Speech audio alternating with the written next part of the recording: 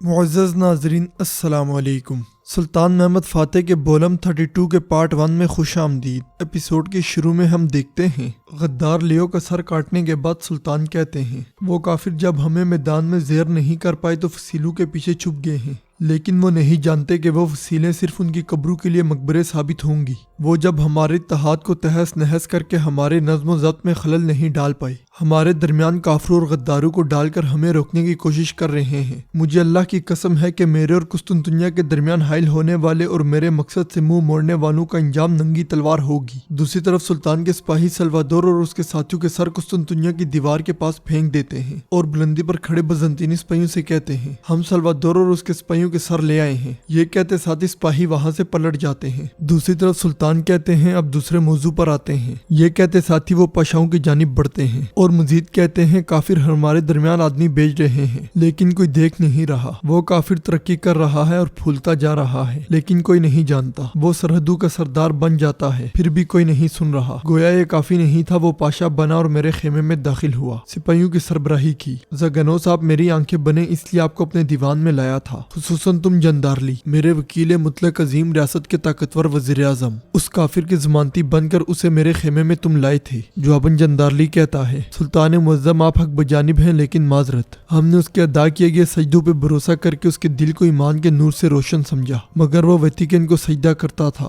سلطان گرجتے ہوئے کہتے ہیں سجدہ کرنے والا ہر شخص مسلمان نہیں ہے، ہم جیسے دکھنے والے اور ہماری طرح جینے والے بہت سے کافر ہم پہ چڑھ دوڑنے کو تیار ہیں۔ یہ دیکھنا تمہاری ذمہ داری ہے جندارلی، اور تمہاری بھی زگنوس۔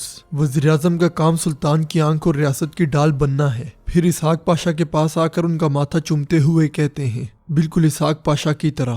دوسری طرف قسطنطنیہ میں شہنشاہ اور پلیتانو کے سامنے لیو کا سر پڑا ہوتا ہے۔ پلیتانو کہتا ہے اب ہمیں اندر سے خبریں پہنچانے والا کوئی نہیں بچا، فکر مت کرو لیو، ہم محمد اور مسلمانوں کو زیر کر کے تمہاری روح کو سکون پہنچائیں گے۔ یہ کہتے ساتھی وہ اشارہ کرتا ہے تو سپاہی لیو کا سر لے جاتے ہیں اور پلیتانو بہت زیادہ غمگین دکھائی دیتا ہے۔ شہنشاہ کہتا ہے گویا یہ کافی نہیں تھا کہ انہوں نے سلوادور کو جال میں پھنسا کر مار ڈالا۔ نوترس کہتا ہے مجھے ڈر ہے کہ سلوادور کی موت لاطینی جنگجو کے درمیان پریشانی کا سبب بنے گی۔ شہنشاہ تخت پہ بیٹھتے ہوئے کہتا ہے ایک تو لاطینی جنگجو اور ساتھ میں پوپ۔ پھر اورہان کہتا ہے شاید اس کا ہمیں فائدہ ہوگا۔ نوترس کہتا ہے سلوادور پوپ کے خصوصی محافظ دستے کا کماندار تھا اور مر گیا ہے، ہمیں اس سے کیا فائدہ ہوگا؟ جواباً اورہان کہتا ہے نوترس مر جاتا ہے یا مار دیا جاتا ہے تو کیا آپ غصہ نہیں ہوں گے شہنشاہ؟ آپ اس کا انتقام نہیں لینا چاہیں گے کیا؟ بالکل ایسے ہی پوپ بھی یہی سوچ کر مزید بڑی فوج بھیج سکتا ہے۔ یہ سن کر شہنشاہ نوترس سے کہتا ہے فوراً پوپ کو سلوادور کی موت کے بارے میں خط لکھو، جو کچھ لکھنا ہے تم جانتے ہو نوترس۔ باہر سلطانی قرارگاہ میں ستلمش کو اپنے سامنے دیکھ کر اسحاق کہتا ہے ستلمش آغا اس طرح ساتھ جھکائے کیوں کھڑے ہو؟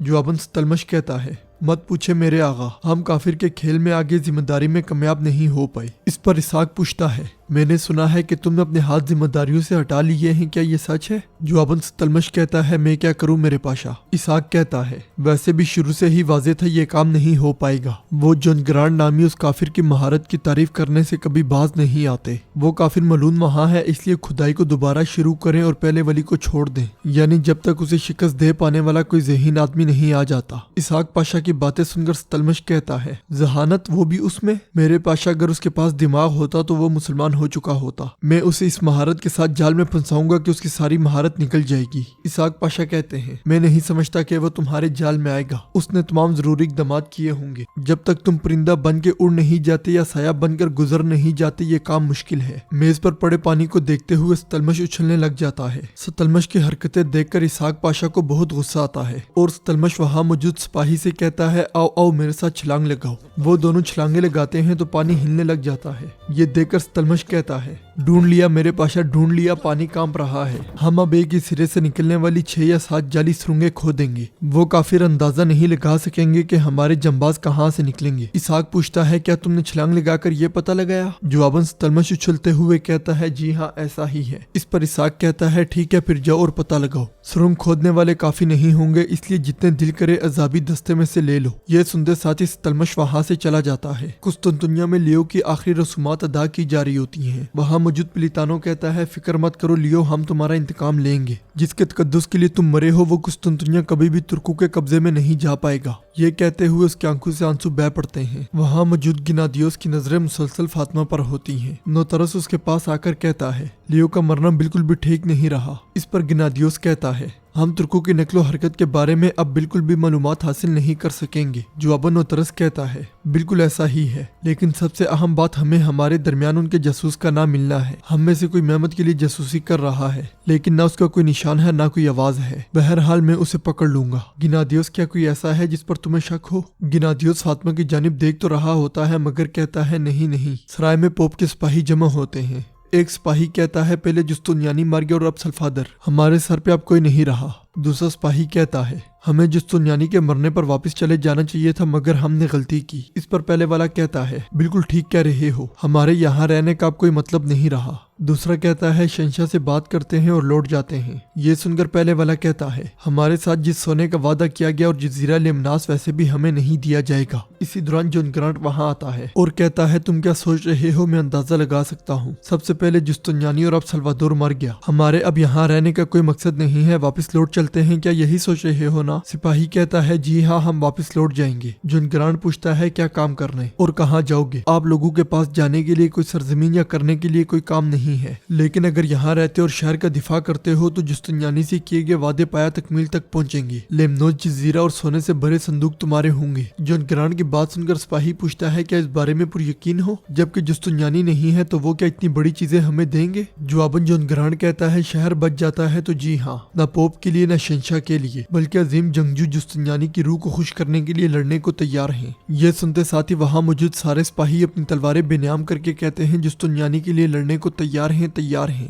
دوسری طرف چرچ میں گنادیوس ایک سپاہی کے ساتھ فاطمہ کے پاس آتا ہے اور فاطمہ سے پوچھتا ہے میں صبح جنازے سے پہلے تمہیں نہیں دیکھ پایا، تم کہاں تھی؟ فاطمہ کہتی ہے کوڑ کے کچھ مریض تھے، میں ان کے پاس گئی تھی۔ یہ سن کر گنادیوس کہتا ہے سمجھ گیا بیٹی سمجھ گیا، اور اس کے ساتھ ہی فاطمہ اجازت لے کر وہاں سے چلی جاتی ہے۔ فاطمہ کے جانے کے بعد گنادیوس سپاہی سے پوچھتا ہے کیا یہ ٹھیک کہہ رہی ہے؟ جواباً سپاہی کہتا ہے نہیں جناب، مریضوں کو دوسری راہباؤں نے دیکھا ہے۔ یہ سن کر گنادیوس کہتا ہے اس سے نظریں مت ہٹاؤ۔ گنادیوس کا حکم ملتے ہی سپاہی وہاں سے چلا جاتا ہے۔ ادھر ایک شخص سلیمان کے کپڑوں کا سائز لے رہا ہوتا ہے۔ اسی دوران جندارلی وہاں آتا ہے اور سب کو باہر بھیجنے کے بعد سلیمان کے ساتھ بیٹھ جاتا ہے۔ پھر پوچھتا ہے کیا ہوا سلیمان، یہ جانسیری کے کپڑے بہت تنگ ہیں کیا؟ جواباً سلیمان کہتا ہے جنگ میں لباس کے کچھ حصے پھٹ گئے تھے اس لیے میں نیا لباس بنوا رہا ہوں۔ جندارلی کہتا ہے تم نیا لباس مت سلواؤ، میں نے جنگ میں تمہاری بہادری دیکھی ہے اور سلطان نے بھی دیکھی ہے، مگر اسی دوران ہمیں بری خبر ملی ہے، آپ کی جگہ بیریہ کے سربراہ تعینات ہونے والے حمزہ بھی اپنے آخری حملے میں شدید زخمی ہو گئے ہیں۔ معلومات کے مطابق وہ ابھی تو غازی ہیں لیکن عنقریب شہید کہلائے جائیں گے۔ یہ سن کر سلیمان دکھی ہوتے ہوئے کہتا ہے آہ حمزہ بے آہ۔